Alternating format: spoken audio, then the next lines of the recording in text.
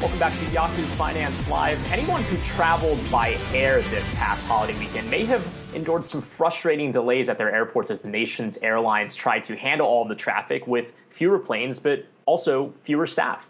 And this is all coming as the industry groups urge the White House to lift COVID restrictions on international travel to the United States. Let's talk about this more now with Captain Dennis Tajer. He's the Allied Pilots Association Communications Committee Chairman. And Captain, I just want to kick off the question by noting that the TSA figures did show that this holiday weekend, the 4 days, was still slower than the pre-pandemic 2019 July 4th holiday. But at the same time, we're seeing this major crunch. So what is the bigger constraint for the industry right now? Is it the lack of planes? Is it the lack of labor to staff up the planes that are operating? What's the major choke up at this point? Well, you hit it right. And while compared to 2019, we're a little bit behind, but our capacity is down as well. But we did have triple the amount that we had in the deepest of trough in 2020. So what's the issue? Well, it's like airlines are trying to fit in their pre-COVID clothes. It's a little bit tight. And the issue is labor. And it's not labor behavior, it's staffing. So American made headlines, unfortunately, darker headlines over the Father's Day weekend. They just ran out of pilots. So they had hundreds of flights due to lack of pilots. And that's not that the pilots weren't ready to get at the job. They just weren't trained to do it. So they weren't mission ready, as it would be. This weekend looked a lot better. Unfortunately for our pilots, it was an arduous weekend, but we were able to buffer and get our passengers the reliability for canceled flights. And in other words, having a very high 90s completion rate at American. And we did have some weather, not as much, but you can't plan an airline for clear skies. You have to plan it for how well you're going to do when the weather comes in and how quickly you recover. And American just didn't do a very good job of that a couple of weeks ago. We did better over the 4th, but the weather was kinder. And we just can't be pushing. And actually, after the 4th of July, the Father's Day weekend, they pushed away revenue and they brought the schedule down for resilience. That was demoralizing for us. We've got solutions and ideas to get it done, some of which just through our enthusiasm and trying to get our passengers from A to B, we got done this 4th of July weekend. But the summer's not over. And man, we were canceling flights earlier, not too long ago for lack of passengers. And we just came off of canceling flights for lack of pilots. So that's got to stop. And Captain, specifically on the pilot shortage, I mean, this is something that we saw even before the pandemic, largely because of the demographic shift that we've seen with the mandatory retirement at 65. I mean, if that was a problem even before and you're dealing with staffing issues now, what does that suggest in terms of how long this issue is likely to last?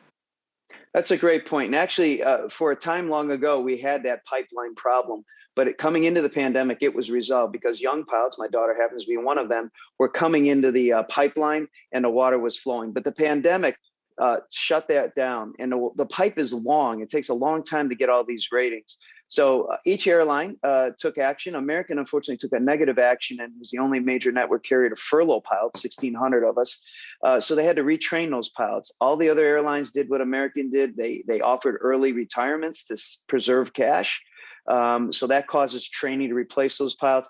American parked over 100 airplanes. That's retraining there. And then, of course, we had pilots took voluntary leaves of absence to preserve cash. All of that converged into the perfect storm of staffing problems.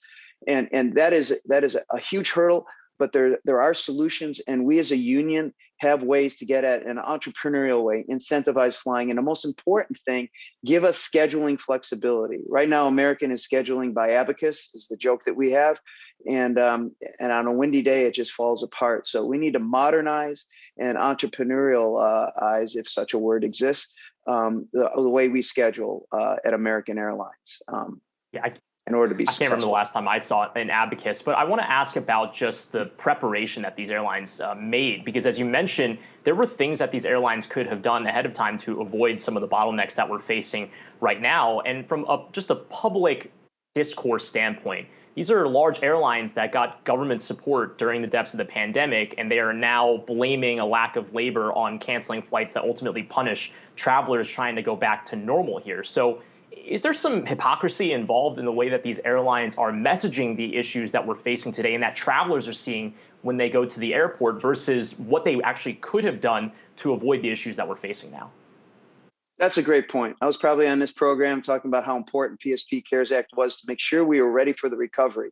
And here we are. And without CARES Act and PSP, it would have been an even bigger mess. But sure, that's what we're asking our management teams. Why weren't you ready for this? We were looking at worst case, mid case, and best case. Well, guess what? The best case happened, and you didn't have us trained. Every pilot and other workers, the payroll is covered by the American taxpayer. I'm one of them. You're one of them.